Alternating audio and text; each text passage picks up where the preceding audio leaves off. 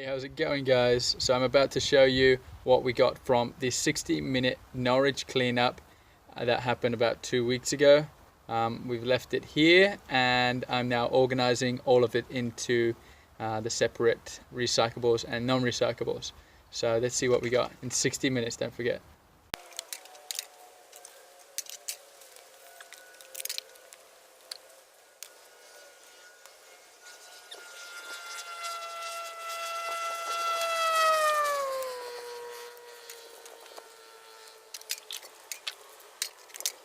So we've got cans and some other metals in there. We've got cups, plastic cups, lots of plastic there. Some of it's cards, but most of it has plastic lining in, lots of plastic there.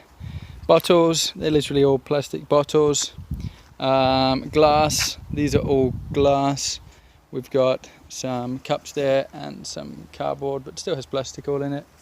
This is random stuff from all sorts from, oh, blimey, we've got a plastic bicycle guard.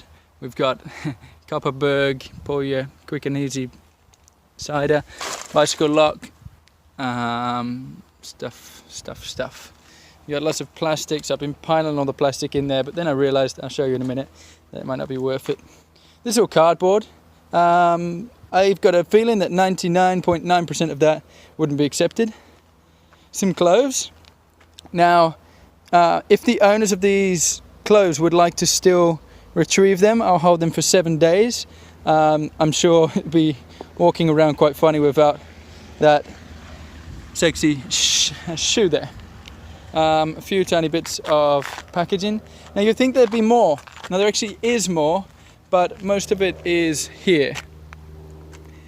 Now most of it isn't still intact. It's been squashed together and it's in pieces. Now most of this, now there are more of all of this that you see around the edge, but most of this now is paper and plastics and packaging and some other mini bits and pieces that yeah, I mean, I'd have to spend a lot longer sorting out all of this. Now pretty much all of this, including some of this, will not get accepted into the recycling centre. There's always an aeroplane when you make a video.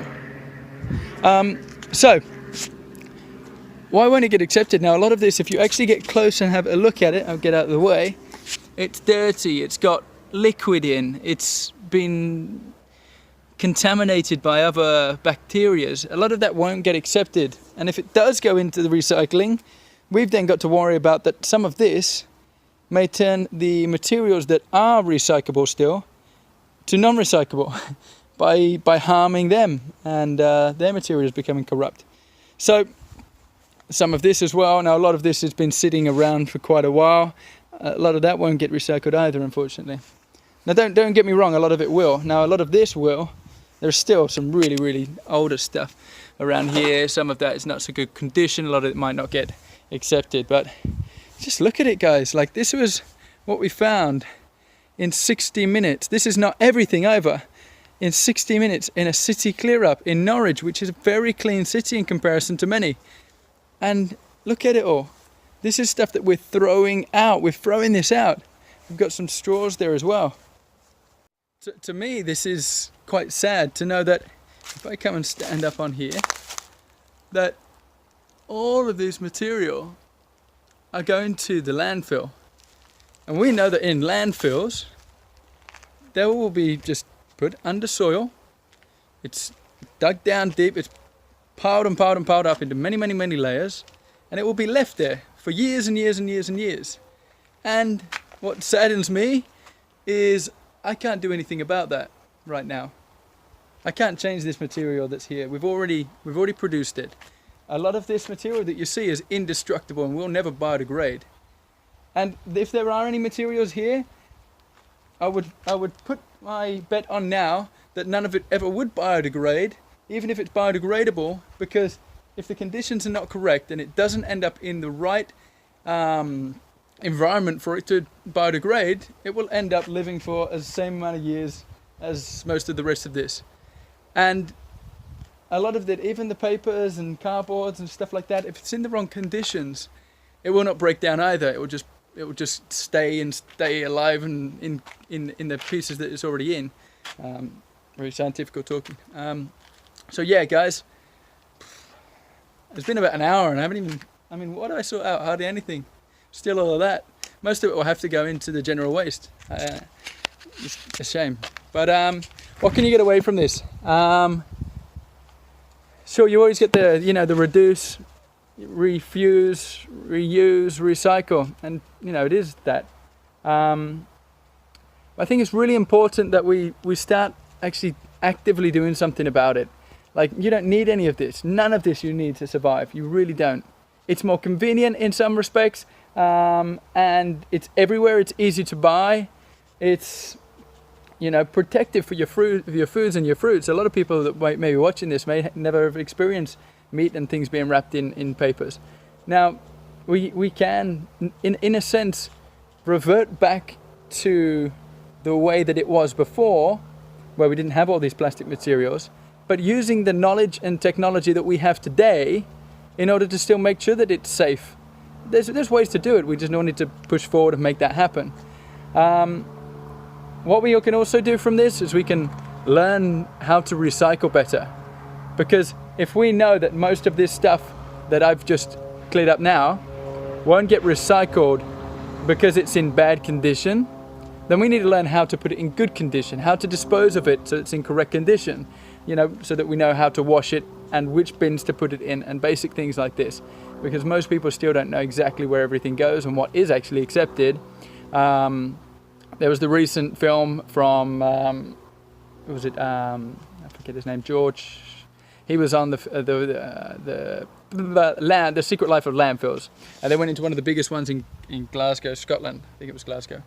And you know, if we start working together, just in one little documentary, they could educate by putting one film out. They educated so many people about landfills and what's actually happening. If we push for this and keep working with these big companies, the industries, the small businesses and the public, the authorities and the council, we're only going to push forward in the right direction. But we've got to work together. It cannot be an individual thing. We cannot look at this stuff and go, oh God, I can't believe people throw it on the floor. Maybe a lot of this is not just what people throw on the floor. Maybe some of this is actually from recycled bins. You know, a lot of this actually, this specific time is from things that have been thrown on the floor or been blown out of bins. But you know, the beach cleanups, which we're doing all the time, a lot of that may be coming from the landfills where our recyclable material, which we think it is, but it's not getting recycled, is getting washed up. So I'll leave you with that, guys. Again, please just think about what you're buying. Do you need, now a lot of this, remember, is stuff that you buy on a daily basis. You know, you might not be the one throwing it out, but this stuff is going to end up, look at this is like a landfill. This stuff is getting blown around. That's what happens in landfills. They can't protect all of it. It's not possible. And some of them are not as good as others, so some of them are literally, you get thrown around. So please, do you need it? If you don't need it, don't buy it. Don't fund the industry of making plastics. And on the side note of that, if we are going to keep plastics, because some of it we really do need actually, and I think plastics can be a really good thing for the future, then just learn how to dispose of it correctly and how much of it you actually need. So again, back to it. It is about refusing those straws, about refusing the items you don't need, about reducing the amount that you're purchasing. You don't need half of this stuff. You don't need any of that. You don't need any of those metals, right? You don't need any of those cups, reusable cup.